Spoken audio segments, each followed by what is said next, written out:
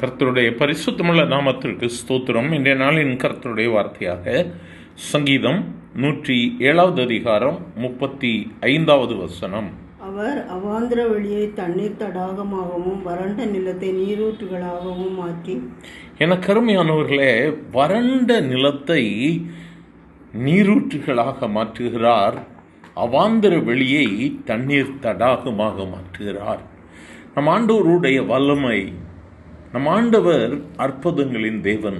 ஒன்றுமில்லாமையிலிருந்து அவர் எல்லாவற்றையும் உருவாக்குகிறவர். ஒருவேளை இந்த நாளிலும் உங்களுடைய வாழ்க்கையில் வறண்ட சூழ்நிலைகளை நீங்கள் ஒருவேளை சந்தித்து கொண்டிருக்கலாம்.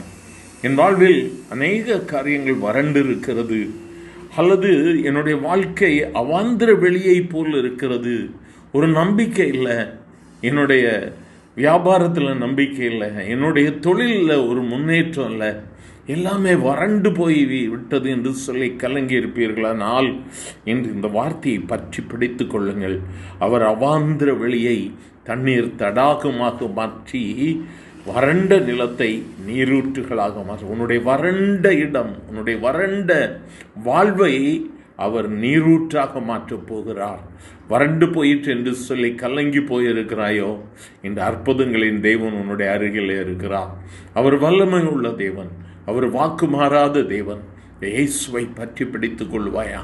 அப்பா எனக்கு இறங்கும் என்று சொல்லி கூப்பிட்டு பார், அவர் உனக்கு அற்புதங்களை செய்வார். தாவீதின் குமாரனே எனக்கு இறங்கும் என்று சொல்லி கூப்பிட்ட பொழுது அவர் நின்று அற்புதத்தை செய்தார்.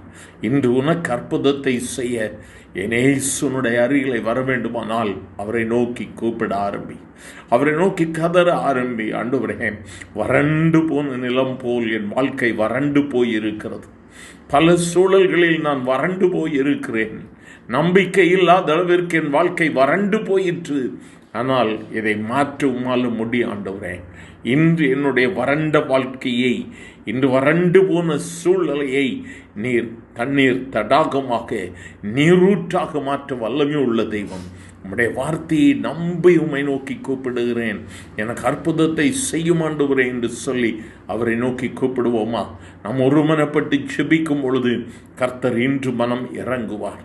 இன்று அவர் நமக்கு மனம் இறங்குவார். என்னை நோக்கி கூப்பிடு என்று சொன்னேன் ஆண்டவர். இந்த நாளிலே கூப்பிடுகிற ஒவ்வொருவருக்கும் அவர் பதில் கொடுப்பார். என்ன நாள்? அற்புதத்தின் நாள்.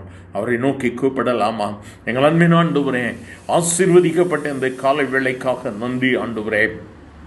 தங்களுடைய வாழ்க்கை வறண்ட நிலத்தை போல் வறண்டு போய் இருக்கிறது, அவாந்திர வெளியை போல் இருக்கிறது.